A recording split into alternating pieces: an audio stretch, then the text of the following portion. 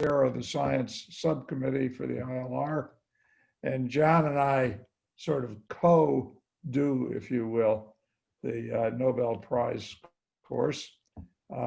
Jon is a retired professor in the Department of Biology who sort of did ecological, environmental science with microorganisms whose names I can't pronounce, but anyway. No, not microorganisms, macroorganisms, spiders.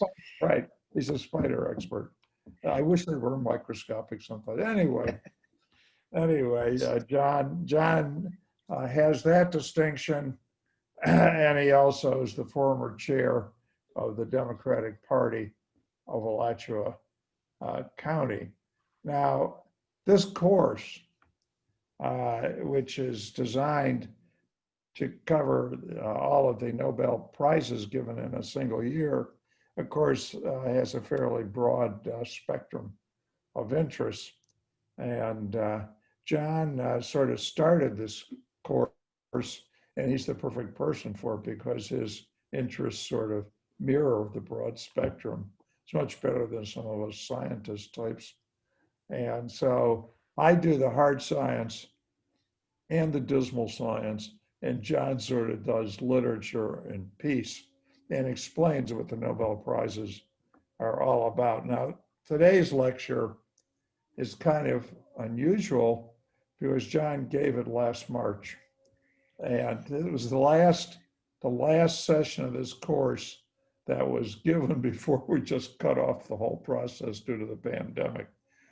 So Jon thought maybe not everybody would remember every detail. He may have learned more about the two literature prize winners than he knew at that moment. So he's going to give us another shot at it. So welcome, Jon. Well, thank you very much. And welcome to everybody. I am going to use a PowerPoint and talk about Nobel Prizes. So I'm going to share that screen right now, and we'll see how it goes. We have lots of screens to share. Okay. And there you have it. Can you see that? Looks perfect. Okay. I mentioned the Nobel Prizes. I call it a human institution because I'm going to be talking about the literature prizes, which went through a very complex human experience when they were not awarded in the year 2018. And so I'm going to give you a little background. Let me, oh yeah, here we go. Basically, we've been giving this, this course over the last 10 years. I'll talk a little bit about the history and then talk about Alfred Nobel and the prizes and how they're given. And then we'll specifically talk about the prizes in literature and talk about the two laureates, 2018 and 2019, both awarded in the fall of 2019. And then we can explore some more information about the Nobel Prizes. We'll see how the time runs. I'll point out that I started this course about 10 years ago. As I say, it came to me that each fall, the first week of October, the 6 prizes are awarded each day, each weekday, and then the following Monday. And 6 prizes, and our seminar, semesters here are 6 weeks. So I said, that's nice. And I've always been curious about them. And the prize in medicine or physiology is something I am somewhat familiar with, but all the rest escaped me. And I thought this was a great way of forcing myself to do something effortlessly. And it has been pretty effortless. And it began in the spring of 2012 for the Nobel Prizes of that past fall. And we have this enormous resource in the University of Florida. And though not all our experts came from UF, but most of them did, and some from the community. And over 50 experts have spoken about the significance of each of the works for which each prize was awarded over the last 10 years now. And this is the Nobel Prizes of 2019. The Nobel Prizes of 2020 are going to be the focus of the course given in the spring semester in March. And as Ken said, March 11th, I gave this talk, and then that was the day they closed everything down. I got to the Hippodrome on that Friday. There weren't many people there, and then that was closed down. And so Ken Burns and I are facilitating this. The last couple of years, I decided I was about to drop the thing, and then we decided if Ken would come along, and with all his connections, we were able to do it as a team. So I am going to talk a little bit about Alfred Nobel. As most people know, he was the inventor of dynamite, and but a holder of many other patents, 355 all told. He was born on the 21st of October in 1833, died on the 10th of December, which is a significant day in the Nobel Prizes. He's fluent in 5 languages as a young man. He was a Swedish chemist, most people know that, and inventor and engineer, entrepreneur, explorer, and in 1888 in Paris, he read his own obituary. It's called Merchant of Death Dies. And it was his brother, but they mistook the name and they thought it was him. And that was a shock to his system. And he decided he doesn't want to be just known as the Merchant of Death, even though many uses of dynamite were quite productive. And so he wrote his will, and we'll get to that in a minute, and left about 31 million Swedish krona to fund the prizes in order to probably save his reputation. He finally wrote his last will in 1895, and he specified that his fortune be used to create a series of prizes for those who confer the greatest benefit on mankind, was the words he used, in physics, chemistry, physiology, or medicine, literature, and peace. Certain areas were not covered, and there are equivalent Nobel kind of prizes around for mathematics and things like that.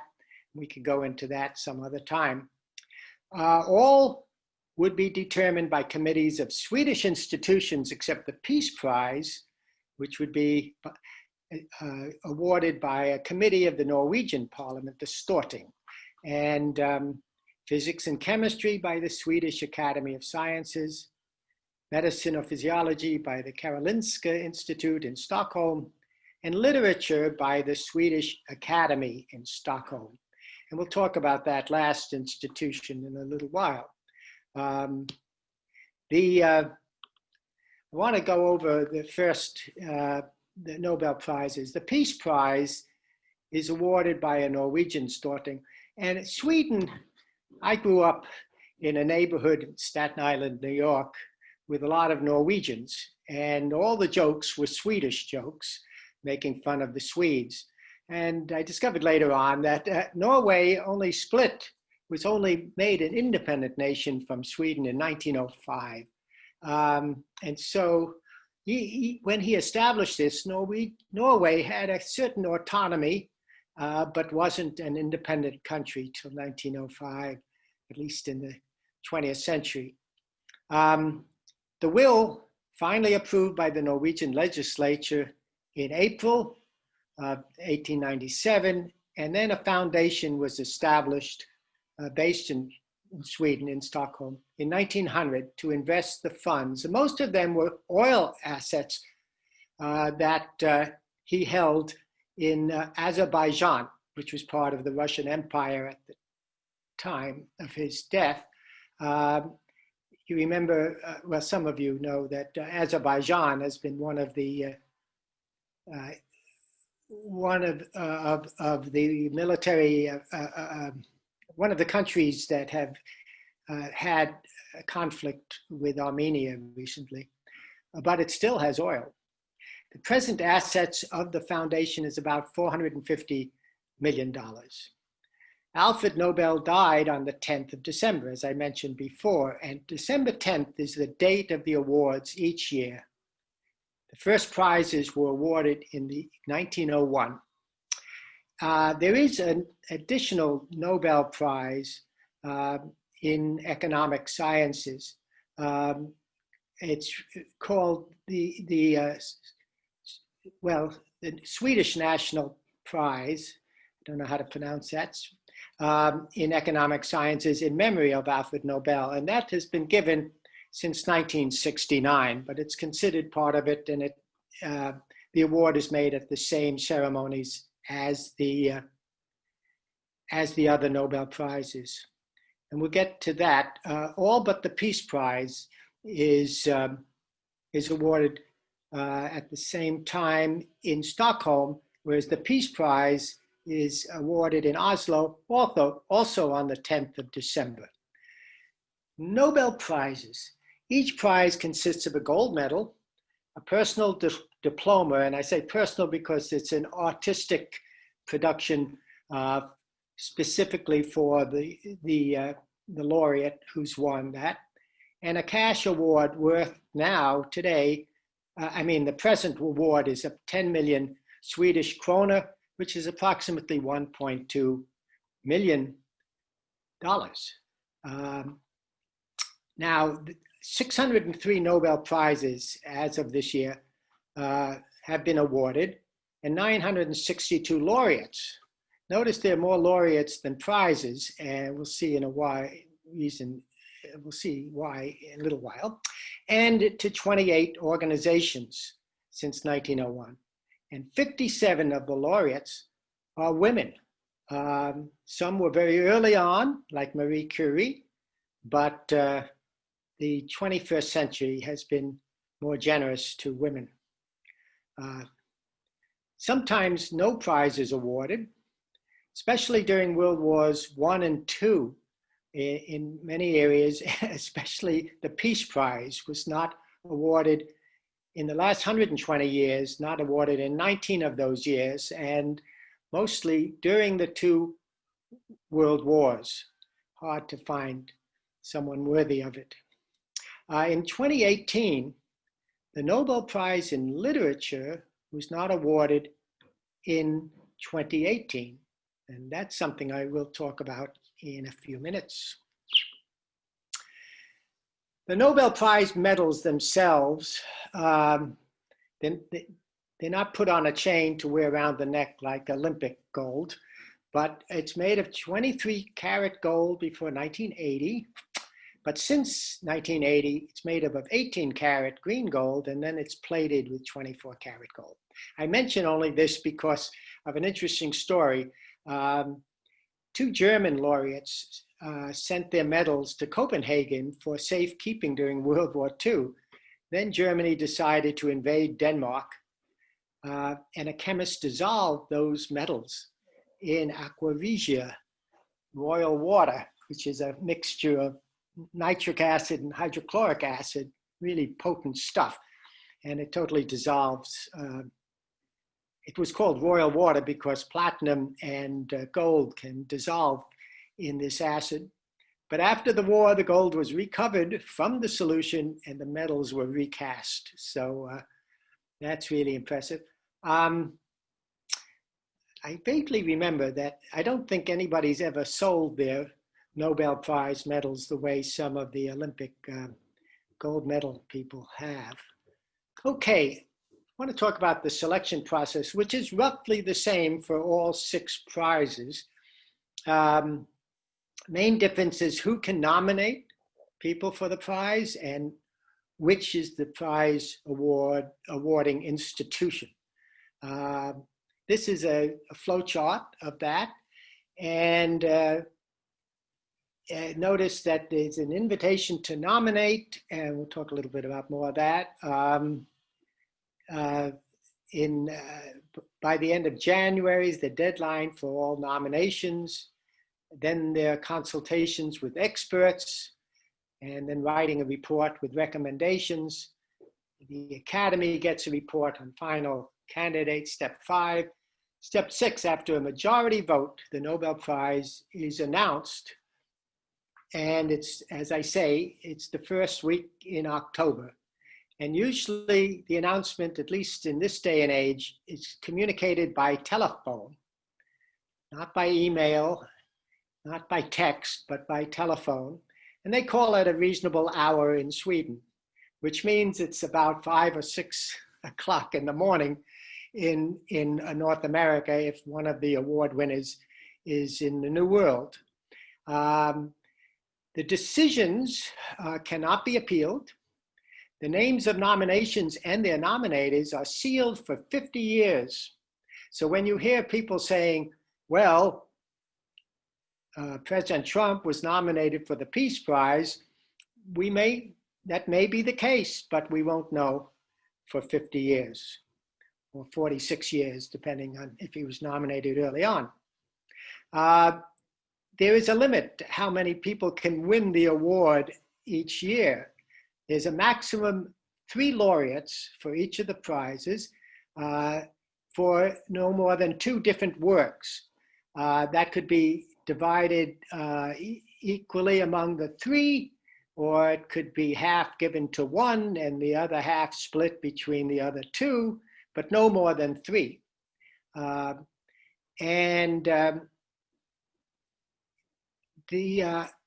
With the exception of the Peace Prize, where organizations can be chosen for the Peace Prize, and I won't talk about that today, and we'll bring it up maybe when we hear the lecture on the Peace Prize, but all must be living at the time of the award announcement.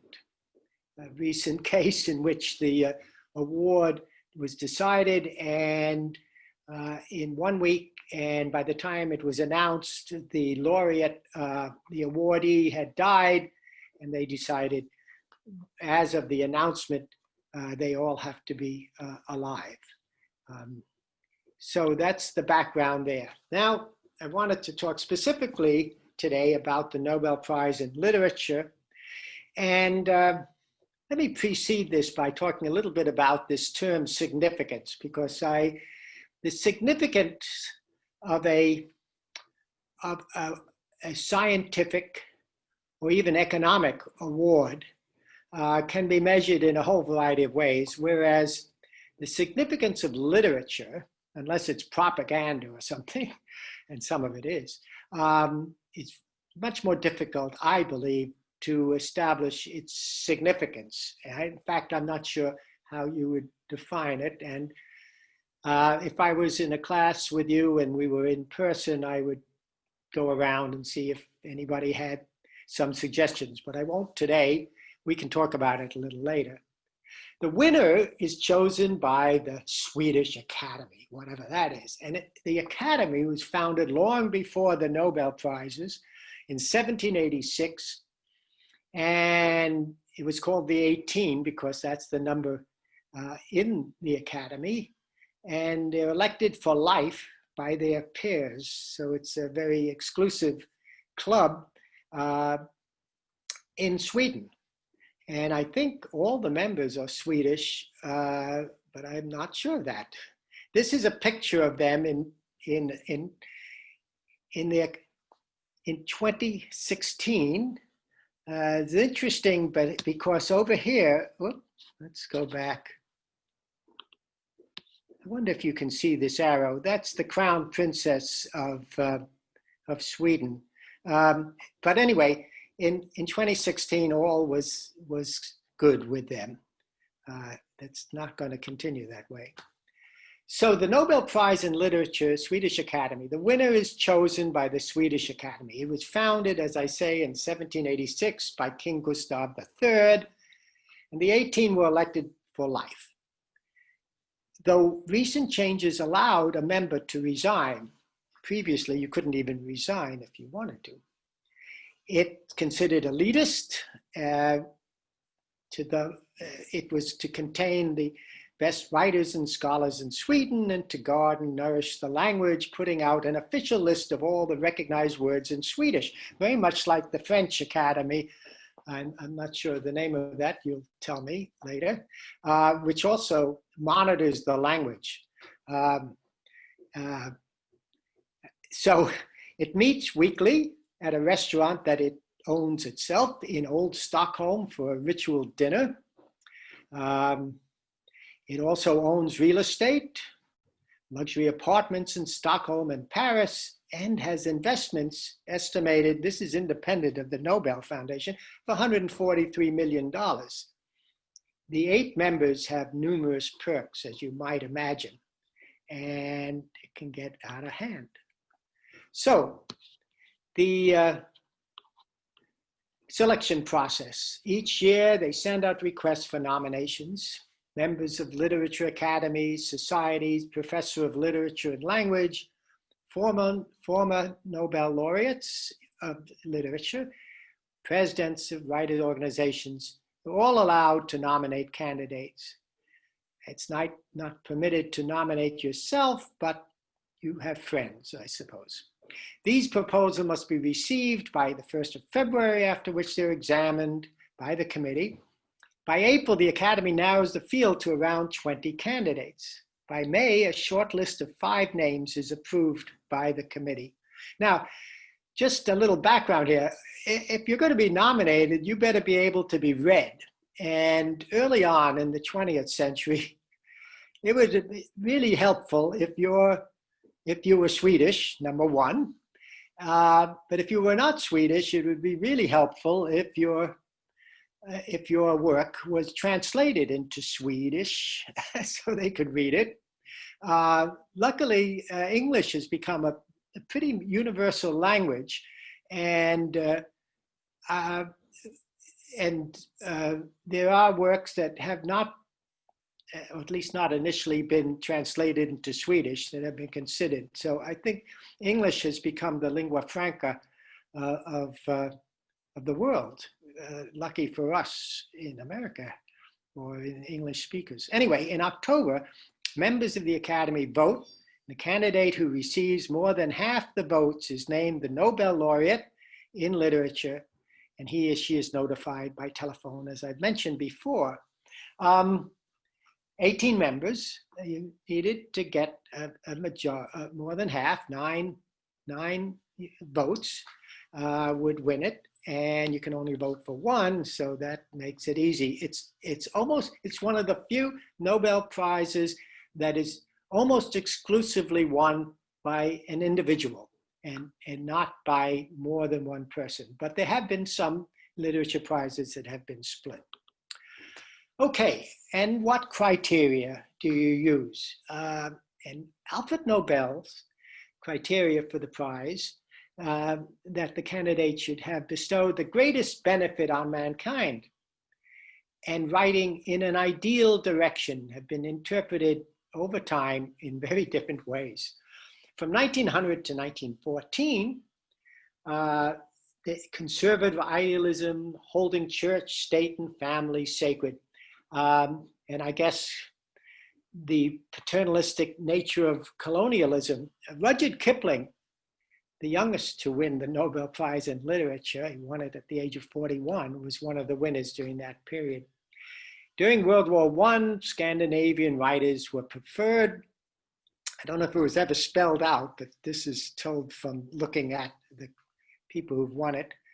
In the 20s, wide-hearted humanity, George Bernard Shaw, Thomas Mann, people like that. And then in the 30s, writers with more everybody's reach, more popular literature, Pearl Buck, Sinclair Lewis, Eugene O'Neill, playwright, after World War II, they looked for literary pioneers. So people like Hermann Hesse, Andre Gide, T.S. Eliot, Ernest Hemingway, and William Faulkner were winners during this period. By the 70s and 80s, with the proliferation of independent countries in old former colonies, et cetera, there was more internationally unnoticed writers like I.B. Singer. And in the 80s, it truly opened up. And so we got the first winner from South America and Toni Morrison, our own. In the 2000s, that continued. And Mo Yan was the one that was in the last 10 years as well. A very interesting writer that I got to know a good deal about, and I read about, who was trained by, who was part of the Red Army, and they kind of gave him the opportunity, and they allowed him to write and not carry a gun, I guess. And lately, European and English language writers, Western literary tradition has reemerged, and we will see more about that as well. Okay, 113 Nobel Prizes have been awarded in literature between 1901 and 2020. 117 individuals, as I say, only a couple were shared. 101 men and 16 women, and 10 of those 16 have been awarded since 1990. And the Nobel Prize, being a human institution, was a bit chauvinistic, both as members of the 18 as well as members of the foundation, et cetera. And so I think that's really interesting. And we'll see that in Olga Tokarchuk, one of our winners that we'll talk about today, is a woman. And she will talk about that. The prize has been shared between two individuals only on 4 occasions, so that you can do the math. It was not awarded on 7 occasions. 6 of those 7 were during world wars, and sometimes there's a tie, and or the committee just is not impressed with those. We'll talk about that as well. And the laureates have been writing in 25 different languages, especially since the 1970s. We get a foreign language as original in their original writing, and of course translated. The youngest laureate I mentioned already was Rudyard Kipling at 41 in 1907, and the oldest laureate who received the prize was Doris Lessing, who was 88 when she was awarded in 2007, and she lived another 6 years to enjoy her fame. I don't know if she did enjoy it, but I hope she did. And now we come to the reason why in 2019, 2 Nobel Prizes, one for 2018 and one for 2019, were awarded in the same year. In November of 2017, the Swedish press revealed that the husband of one of the Academy members had been accused of serial sexual abuse by 18 women who said they had been assaulted or exploited by Jean-Claude Arnault. And here's a picture of him and his wife, who is a member of the 18, Katarina Frostenson. In addition, they profited for years from subsidies to an arts club they owned and ran together, so monetary. And she was accused of leaking the names of literature prize winners to Arnault, who could, bet on who's going to get the Nobel Prize. Now, I know very little about this betting. I'm sure in Las Vegas, there's some place where you can choose who you think the next Nobel Prize in literature will go to, and you could win a lot. Anyway, he wasn't, that was the scandal. He was convicted of rape and sentenced to 2 years in prison. I don't know if he's still there. So 8 members of the Academy then resigned, leaving 10, but the quorum was 12. So they couldn't do anything. And they couldn't make a decision in 2018 because there was no quorum. So they put it off. And so 2 awards were going to be given in 2018, 2019. And the present king, King Carl XVI Gustaf of Sweden, reformed the Swedish Academy. And now you're allowed to resign. Just point out who the winners were. The 2018 winner, and this is the obverse of the gold medal. The other side has the profile of Alfred Nobel. And she's the Polish author, Olga Tokarchuk. Well, anyway, you can read this, narrative imagination. And then immediately at the same ceremony, the Nobel Prize in Literature is awarded to an Austrian author. So we both get these Central European authors, and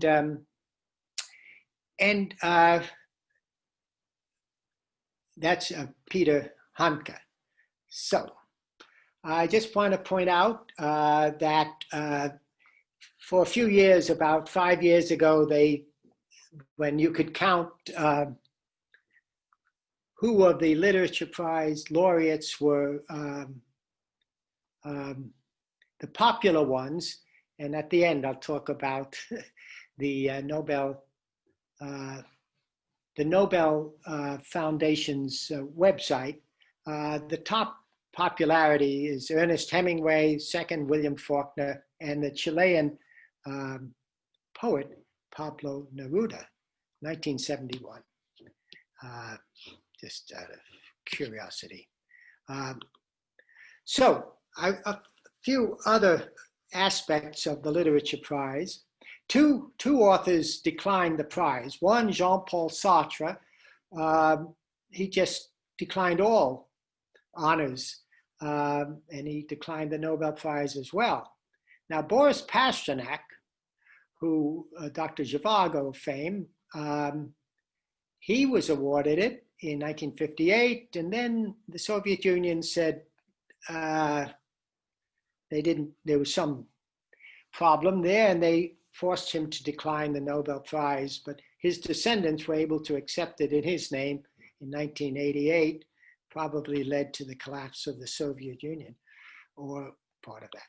Okay. I guess the most controversial aspects of the Nobel Prize, there are a lot of controversies involved in the Literature Prize, is those who should have gotten them, or at least the general consensus what they should have gotten them. Some of them died young. Marcel Proust, Italo Calvino. Some had fame after their death, like Franz Kafka. And we're going to hear from our laureates in a few minutes, and they both mentioned Franz Kafka, tremendous influence, but sadly he was really recognized after he died, and he died fairly young as well. Constantine Peter Cavafi is another Greek poet. The others include a whole series of people like Mark Twain and Borges, James Joyce, Nabokov, Philip Roth, who I was told he died recently, I think within the last year or so. And I know he would have really appreciated getting that, as almost anybody would. So you can look at that list and recognize it. But and I guess it's who the 18 like. That's the problem. A very human activity, choosing the best, especially in something like literature. Nobel Prize controversies. One complaint is that it's very Eurocentric. More Swede winners than all in all Asia or South America. And granted, most of them were early in the 20th century, but still. And then the political bias, the left over the right, and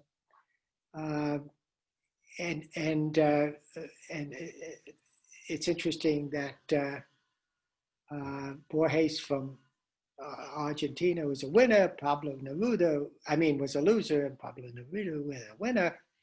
And this year, or 2019's, is Peter Hunker. And he is known as a vocal supporter of Serbia and during the 1990 Yugoslav wars, and that led to a lot of controversy. But it's a tricky thing. I've always thought, for instance, when you listen to music, do you worry about the political opinions or the biases of the composers? It was kind of controversial when the Israeli Philharmonic first played Richard Wagner. But we can talk about that if you like. And one of the controversies that was quite recent is Bob Dylan, poet and singer. We had a great speaker from Orlando on Bob Dylan who sang and several of his songs, or very popular writers like Pearl Buck. And those were controversial, but it's a very subjective thing. I guess it's all subjective, but especially in literature. Many, many more examples in all the Nobel Prize categories. And there's a wonderful article in Wikipedia called Nobel Prize Controversies, and they're fascinating in not only in literature, but in other areas. In fact, there have been a couple of Nobel Prizes awarded for medicine in which the cure supposedly having been achieved was fabricated. I don't know what you do with something like that. We won't talk about it today. Now, I want to, before I get to our Nobel laureates in a little more depth on them, I just want to point out that there are ceremonies in Stockholm. They're all awarded on December 10th, but there's an entire week leading up to the 10th of December. It's called Nobel Week. And this is really since World War II has expanded, and especially in the last few decades, filled with Nobel lectures by each laureate and all sorts of other activities. But all the prizes finally are awarded that day, the 10th of December, in the Stockholm Concert Hall, followed by a banquet at the Stockholm City Hall.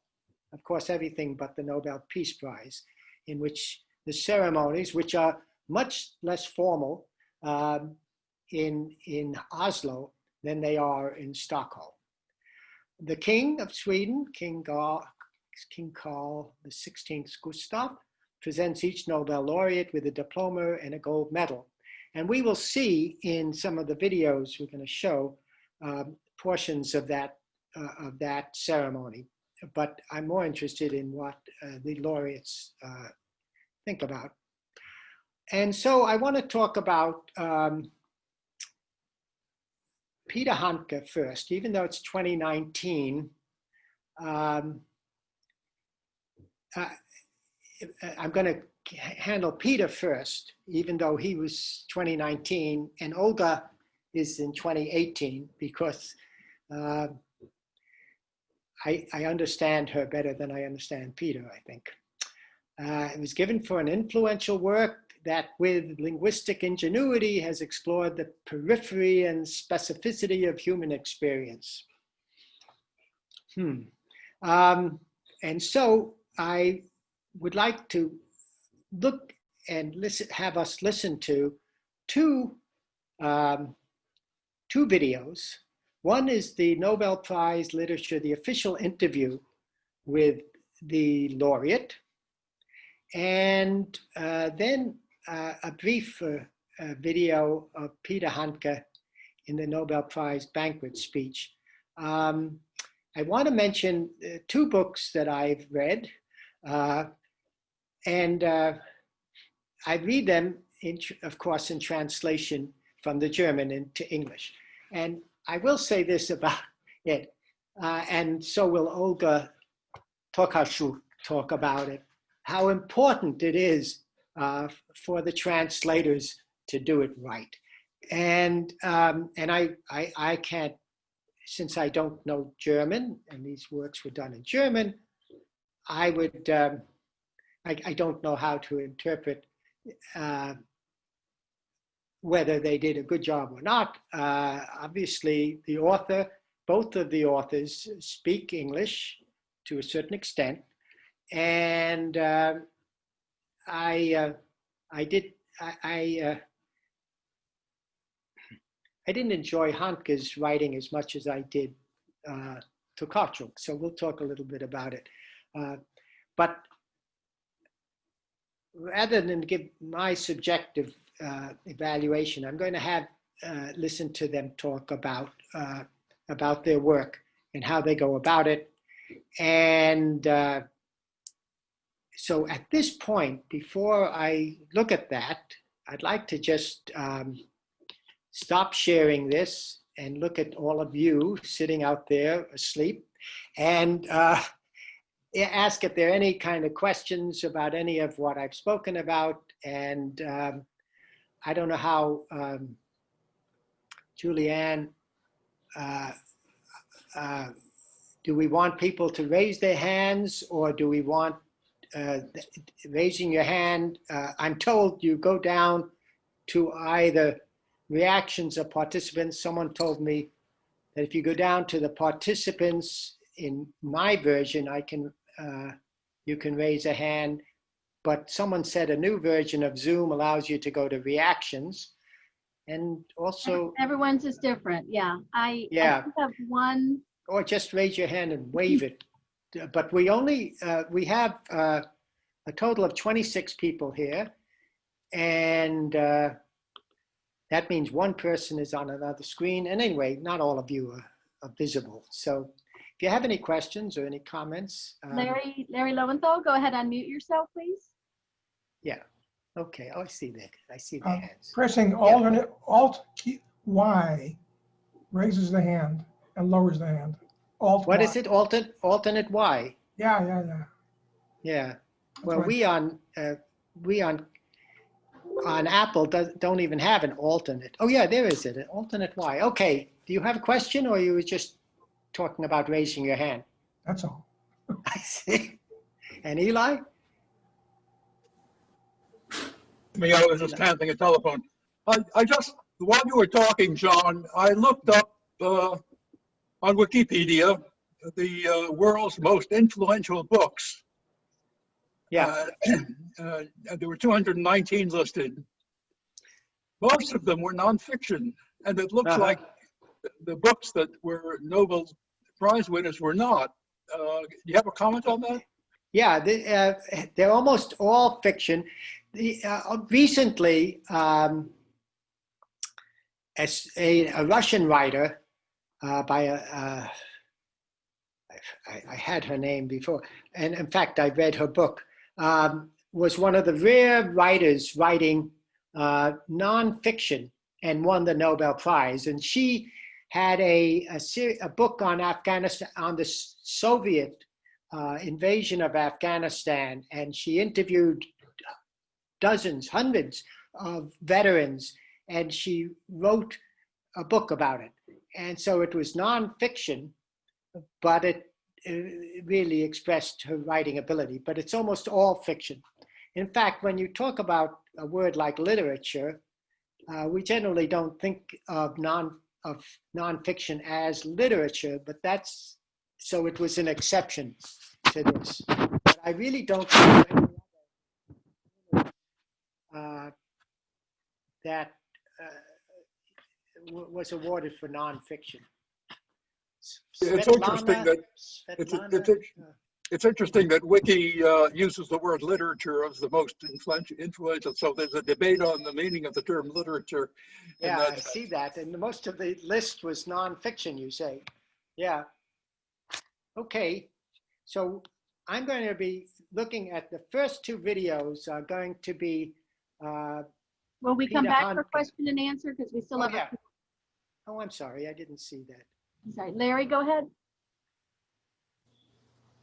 Just so you'll know, the 18 set up a separate committee of 5 people to review the nominations, Right. subcommittee, and they submit Yeah. their final list of chosen candidates Well, to the 18 yeah. to judge. Right. And then they spend the summer reading. Right. You know, I think it's, you really have to read a lot. And the idea that it truly covers all literature in all countries worldwide, you can imagine the task ahead of us, ahead of them, I mean. Okay, one John, more. You want to say? John, I wanted to ask you on the voting process. There are 18 members of the Academy. You said it takes a majority for somebody to win. Do they just do one vote? Or do you know how the mechanics of that work? Seems like it'd be hard to get a majority very many times on the first vote. Yeah, I don't know. Yeah. I do know that ultimately it takes a majority, however it's reached, probably through bribes or something. I don't know. but definitely probably through several iterations, I'll bet, Yeah. of discussion. Right. Yeah. Okay. Any other questions? Robert, there's one that says Robert's iPhone. Oh, Robert. Yeah. Robert's iPhone has a question. Yes. Can you hear me? Yes.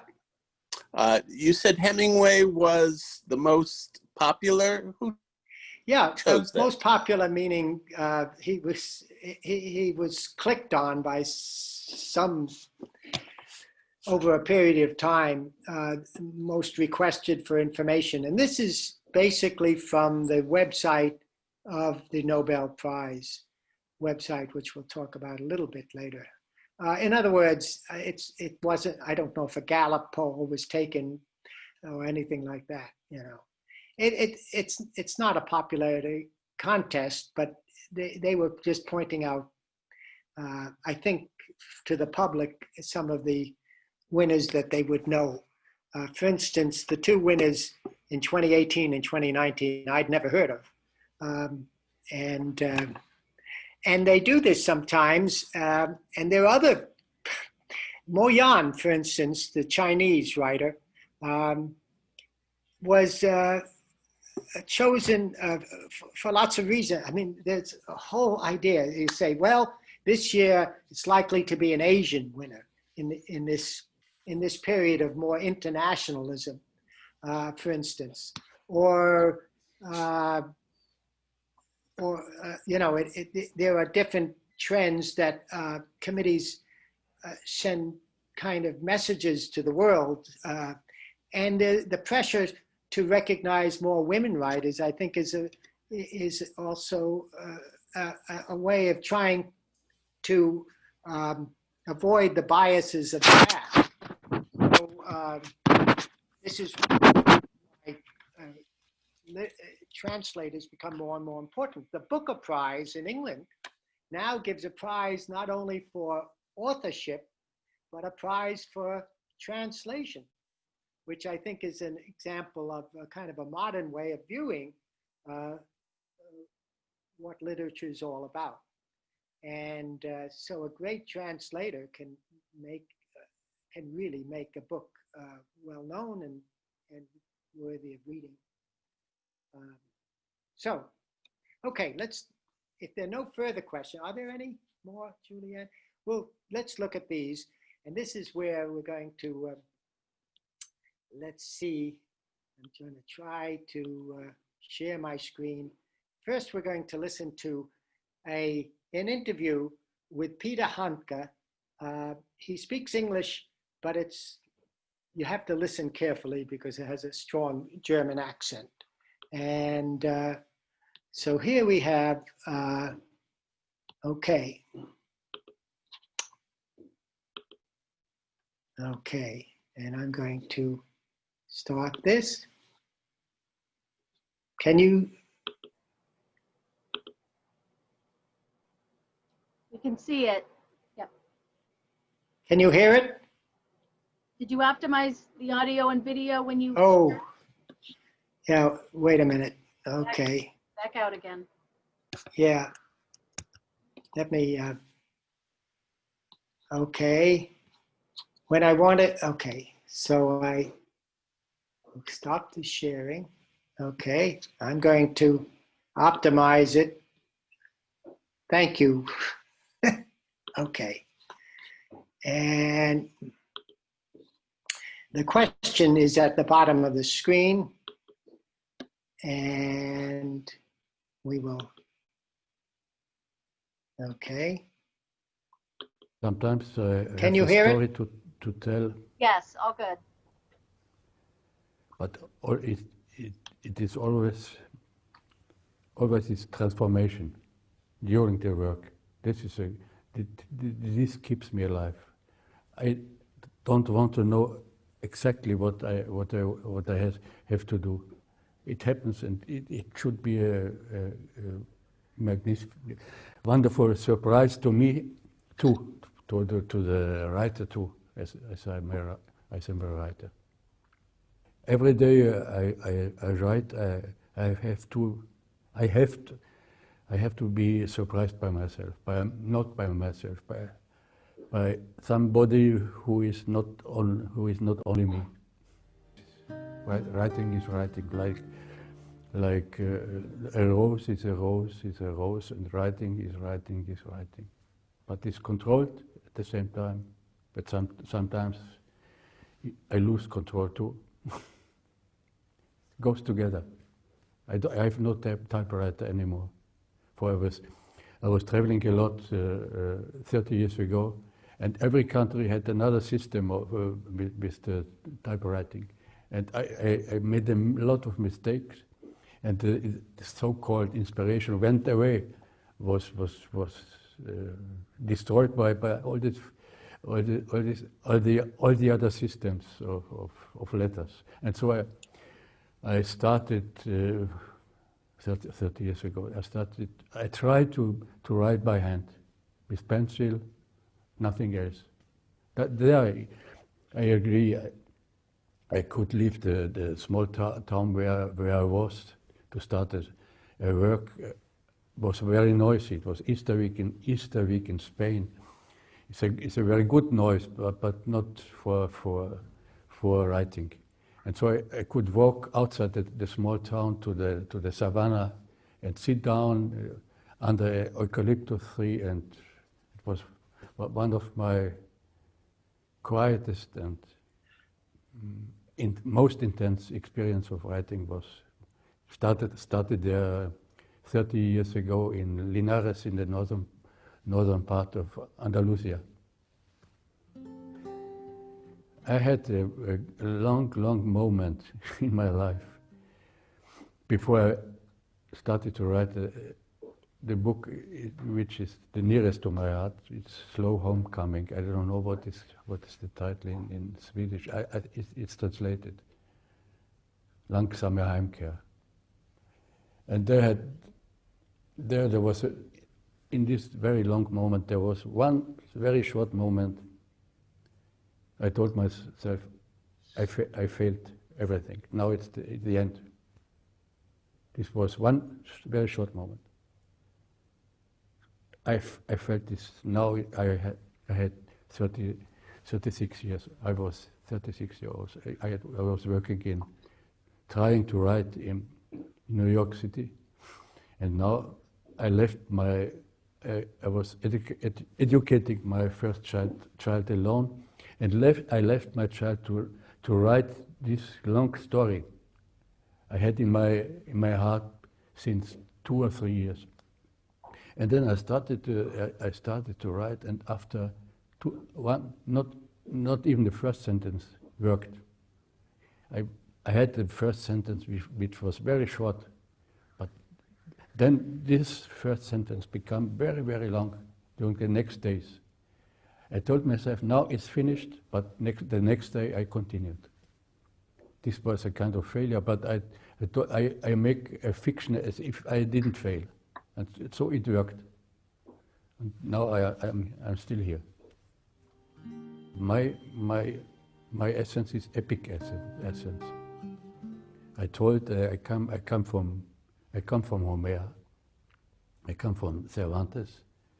This is my origins. I come from Tolstoy. This is my innermost world. I'm not somebody who can do everything in any transformation. No, my soul is epic. No, even my first play was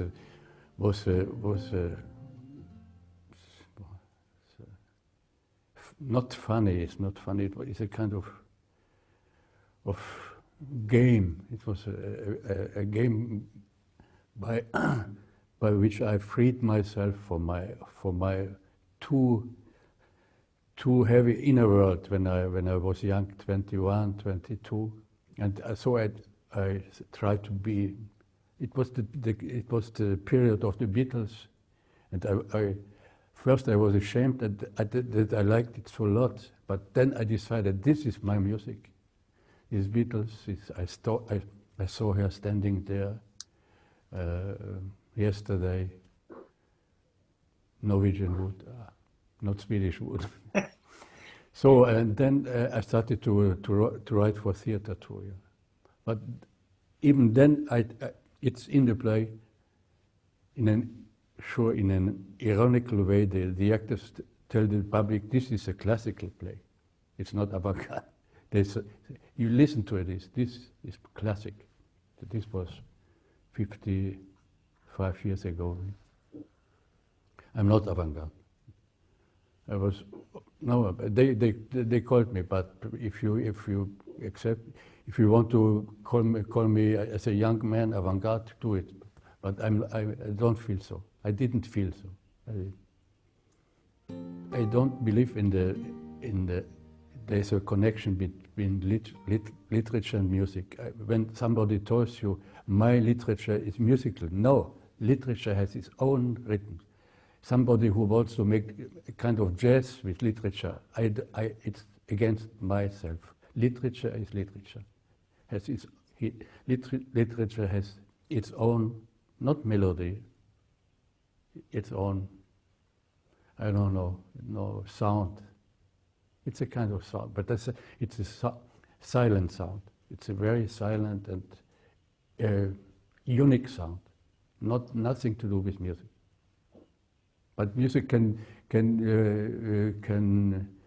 wake you to take your own way in literature. Language is very seldom. Nowadays, language is everywhere, and language has become, perhaps it was all the time, language has become very dirty for me. But this is the paradox. In this dirty language of today, everywhere is dirty language, killing language, killing soul. But in this killing language, there is the purest soul of human being is language. But you find it only in literature. This is my life. I think the critics, but there are nearly no critics anymore. They should define it. I'm a critical man, but I don't want to be a critic in writing. When I write, critics is behind me. No critic, no opinion. Only images, rhythm, feeling.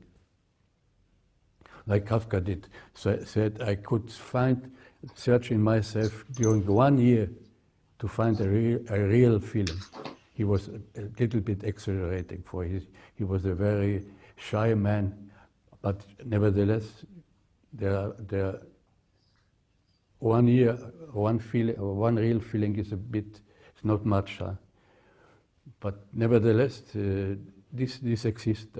I think I wrote a long story about a man in despair. This book, I think it's translated in Swedish. It's the moment of true feeling. And this is my point of depart, point de départ in French. I am traveling with the moment of true feeling. It's a kind of traveling here. There are not so few. To avoid the word many. I think it started with.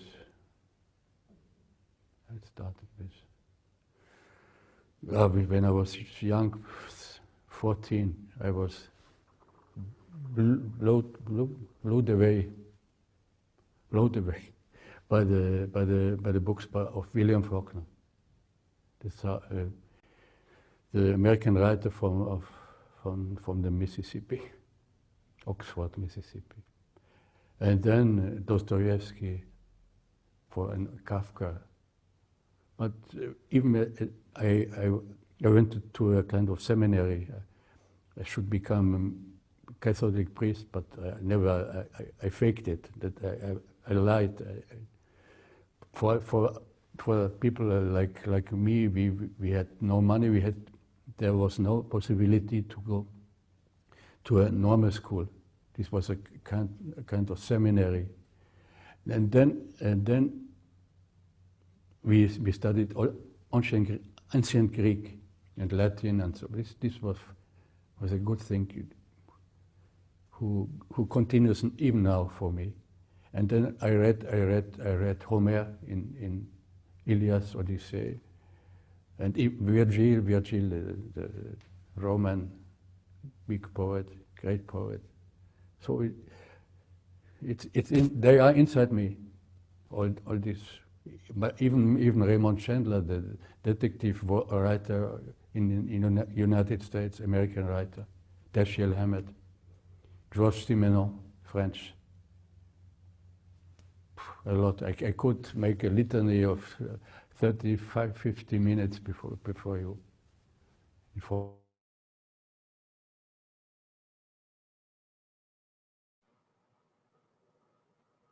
Hold on, John, you're muted.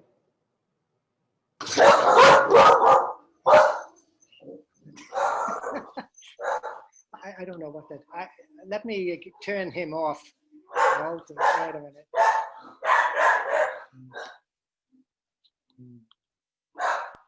Well, all these paintings he did all over his life of this mountain. I told myself this is. Okay. Now, scratching has stopped and the shared window is closed. Okay. So I wanted to. I understood the German is a little extra, but basically it describes kind of his background. And I wanted to go briefly back to my talk and talk about two books briefly, and then we'll go to more fun videos. Let me, let's see where we're going. Okay.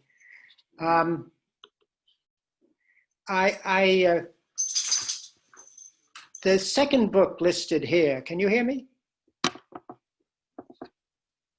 You can hear me? Yes, we can hear you. Go ahead. Okay.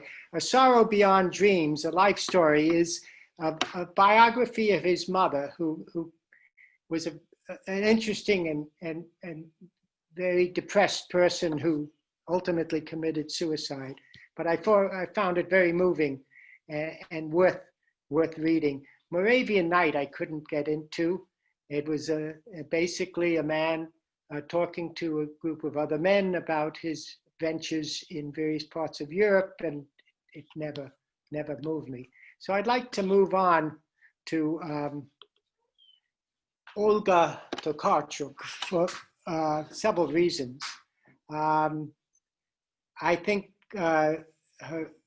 think her interview is more interesting. We'll listen to some of that, and then briefly, well, I'm sorry, I want to go back.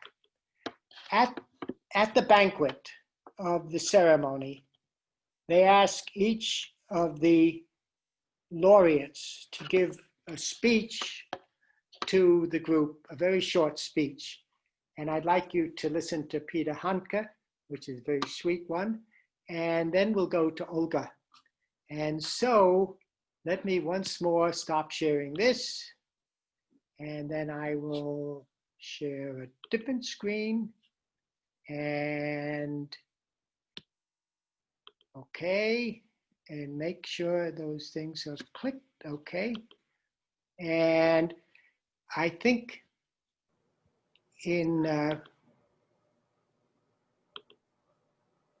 I think you'll capture the sense of the occasion. This is the banquet hall.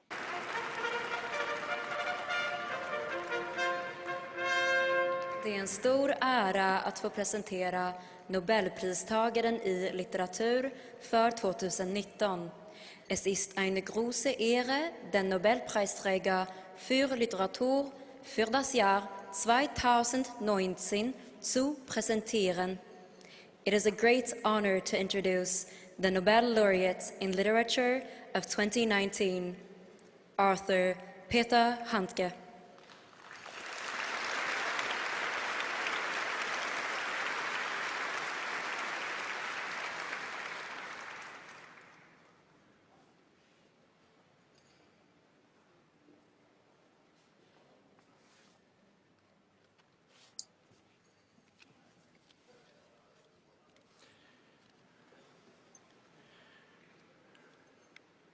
Your Majesties, Your Royal Highnesses, Excellencies, dear laureates, ladies and gentlemen. This is the first toast in my life. In my old English dictionary, to toast means to greet in distance a beautiful lady. And this is the second time in my life I address myself to a king and a queen. Can you see this? The other time I found myself confronted to We were, Saint but Louis, then you took it off. King of France, Okay. and his Sorry. beloved wife, Margareta de Navarra. But this was in the 12th century. Okay. Now I have to figure, hold on.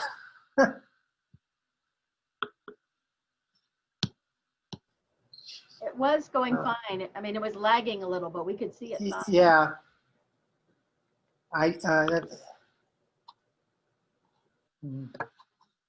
Let me,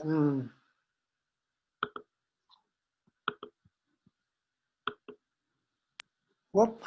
Not only in Europe, I'm trying to, and so transform even the smallest country in the world. Can you hear him? In the worldwide, Yeah, into a worldwide one. Let's about Selma Lagerlöf's the audio Wild go. Geese Yeah. Forever. Okay. Strawberry fields forever, and wild strawberries forever. Thank you.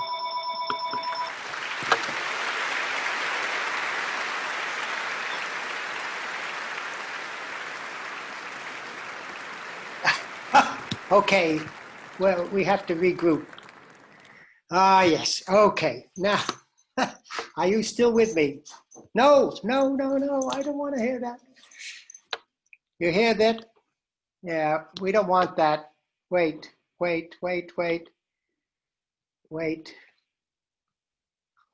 No. No.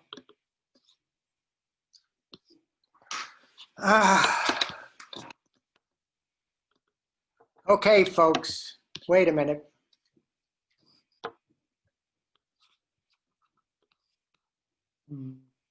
Just comment while you're working, John. He's such a soft-spoken person, isn't he?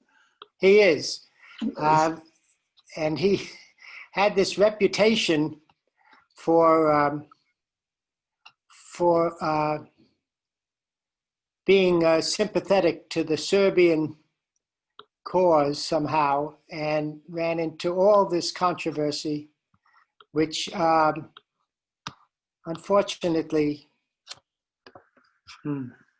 okay, hold on, I'm gonna just regroup here. What are you seeing right now, folks? You see anything? You, We're not on screen share. We're not screen sharing. We're just looking at the grid. Yeah. we're Okay. at 71 minutes, John. What? Yeah, I know.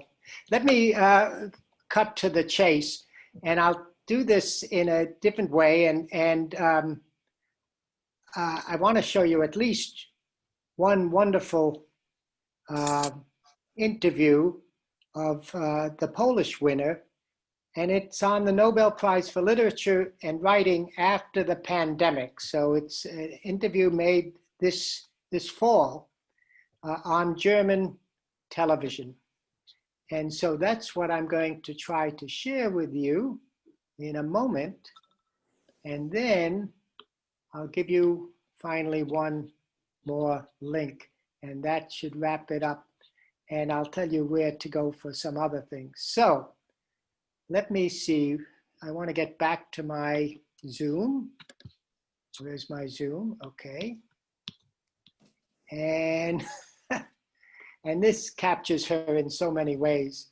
So I'm going to do a screen share, I hope, with this truly charming interview. And let me, okay, and do you see this chandelier? Yes. Okay, let's play this. This is only 4 minutes. Live TV from 85 plus channels with local sports and news. Sorry YouTube about this. TV. Try it free. Little Red Riding Hood. Let's start the story a different way. No. It was dark inside the wolf. Okay. The virus. Polish writer Olga Tokarchuk is the star guest at this literature festival on Usedom on the Baltic Sea coast. Participants are limited. We're living in uncertain times, as the writer says, but she also feels that it's not all bad. Przede wszystkim przywróciła chyba naturalny. The pandemic has reestablished the natural rhythm of life. It's allowed many people to spend a few months with their families. I've been hearing that often. At the same time, the pandemic reminds us how fragile our bodies are. Not in terms of fitness and diets, but in a universal sense. The Baroque idea of memento mori, remember death. We are all mortal. Nothing lasts forever.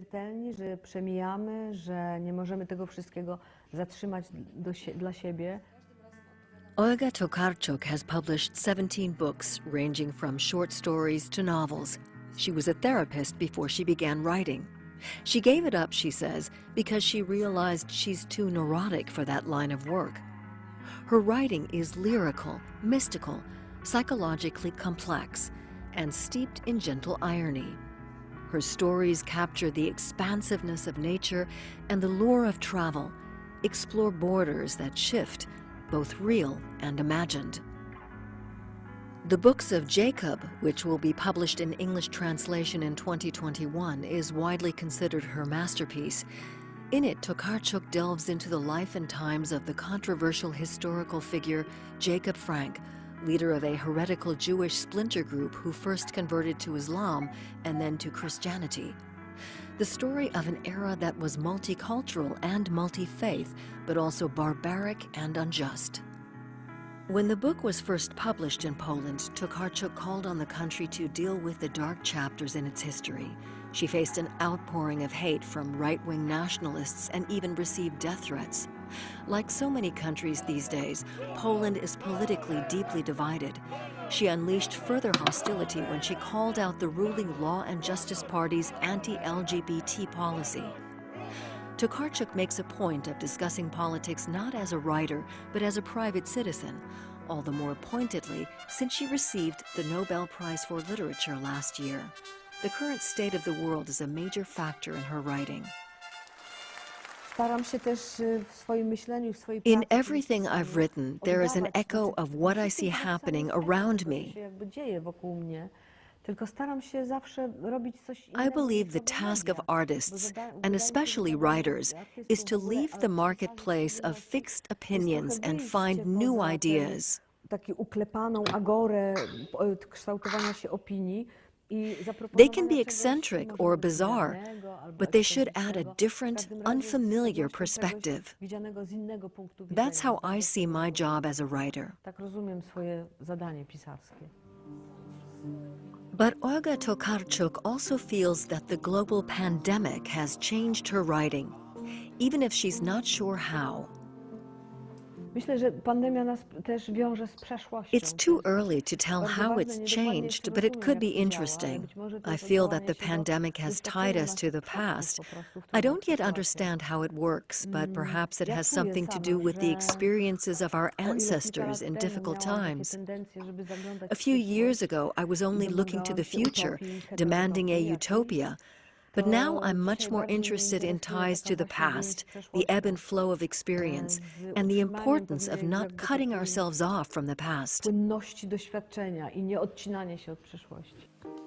In Poland, Olga Tokarchuk has long been regarded as one of the leading writers of our time. Now that her work is being translated in more languages, the rest of the world is starting to discover her. She'll broaden its horizons for sure.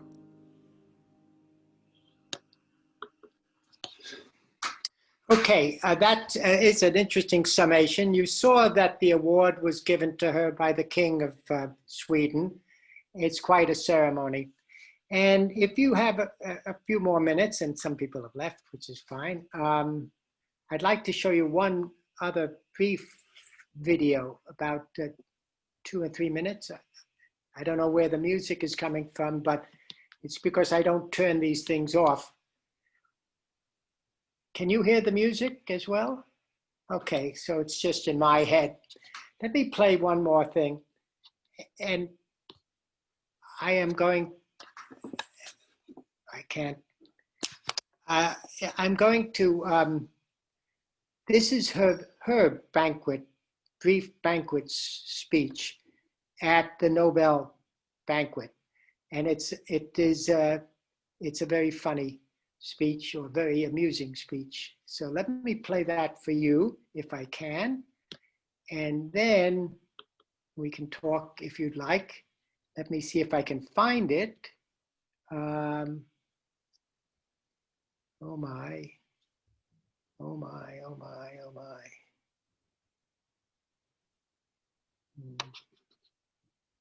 This is her interview. Let me see. I will pull it up independently. Let me, I'll pull it up in a different way. Okay. Oh, I see. Okay. Well, I've read this book, Flights, which is very pleasant reading, short little snippets. She puts a great deal of importance in travel and borders and boundaries. And she's a psychologist by training, so she looks at that. So let me see if I can find, and let's see if this will work, a banquet speech. And let's see if I can't, no. Okay, hold on. Patience. Okay. Whoop. Then I will. Oh, okay.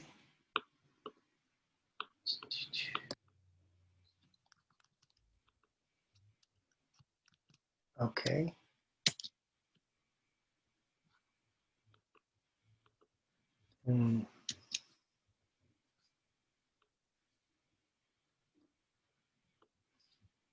Nope.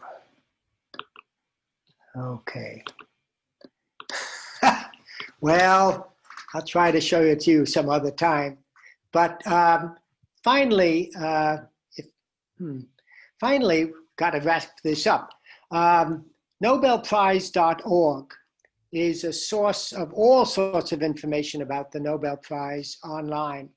The Nobel Foundation has a wonderful museum in Stockholm. If you're in Stockholm, it's worth visiting.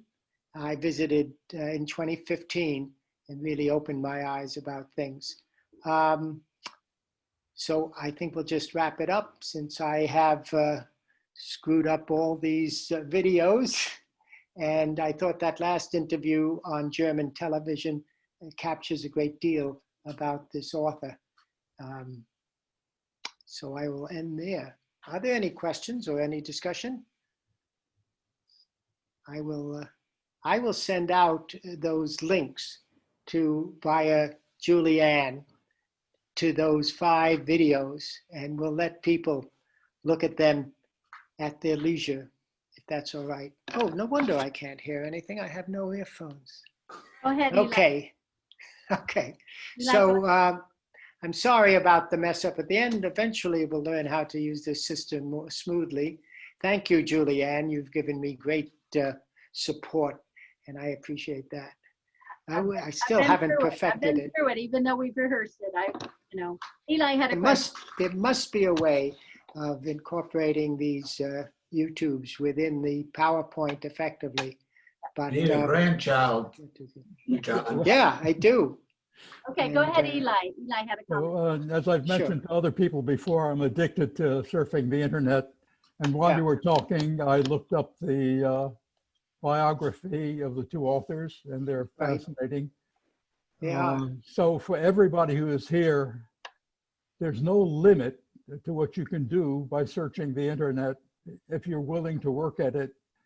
This information is fantastic, and particularly the issue of literature and books. Right. So there's a site called Goodreads, and a section called 100 Most Influential Books, and something called Listopia. It gives you all sorts of ways of surfing the internet and finding out books and literature and the names of the authors. And it just goes on. Just a general comment. The largest library in the world now is the Library of Congress. There are 150 million books in the Library of Congress. And some of you know my other interest in artificial intelligence. And the latest general artificial intelligence software contains as many of those books on the cloud as one can read into the computer. And in addition to that, it has 175 billion factors that it has programmed into it. It isn't available as a program on your laptop or anything, but it is available on the cloud. It runs in the cloud, and it is capable of producing literature. Some of the users of the of the GPT-3 program have actually produced blogs that have interchange with people who signed onto it, and it sounds like there's a human being who's rather intelligent talking back to you. They've actually used it to submit papers for an English class and got away with it. So, I mean, you can think of how we communicate with one another as human beings. It's through language. Right. Do you think that that a future Nobel Prize could be won by your cloud? If I said I thought what I think, I'd be called crazy, but who the hell knows? I mean, look, Ken Burns knows how difficult it is to analyze the results of DNA protein folding, which has been done by using crystallography and other things. But a couple of days ago, I discovered things, and I mentioned it on another site. There's a program which is now developed the technique using neural programming and other things that have actually done protein folding, which, and by the way, protein folding leads to the parts of the body. Ken? Yeah. And I read that article on these new AI ways of protein folding, and they measure it as there's a prize given each year or each period of time, I don't know, year, for those who get closest to the proper folding of a protein that our body does automatically, or our cells do automatically. And they're getting very close to getting back to literature. Software to do it. They're better. They're already at the level of X-ray crystallography in terms of resolution. Tremendous. Getting back to literature, just one more comment. I love listening to interviews by authors and reviews of books with critics, just as you've done today. Yeah. There's no limit. Yeah, the problem is that I like books by certain authors and not by others. And if they've won the Nobel Prize, it doesn't make me like them better or worse. Each of us have our own pleasures in reading. But I was fascinated by the description of who were influential in their creative activities. Yeah. Both authors in the interviews, which I will send you a list of these links, both of them mentioned Franz Kafka as very influential, he died at the age of 40, a young man, half my age. Let me also just share you this screen with a very simple address for an enormous amount of information. And you see it, nobelprize.org. And there's a picture I took on my birthday in 2015. It is just filled with both trivia and substance. Okay. Also that I do encourage you to look at especially at the banquet speech, just a few minutes long, of Olga. And so I'll send that out to you, or I'm not going to try again today. Too much embarrassing technological snafus for me. But thank you for coming. And next week, who's speaking next week? I think it's Dan Purich. Oh yeah, good. Going to do the chemistry prize. Yeah, and very insightful. And he'll probably use a PowerPoint without movies. I hope not. We'll see how it goes. I'm looking forward to it. May have a few political comments as well.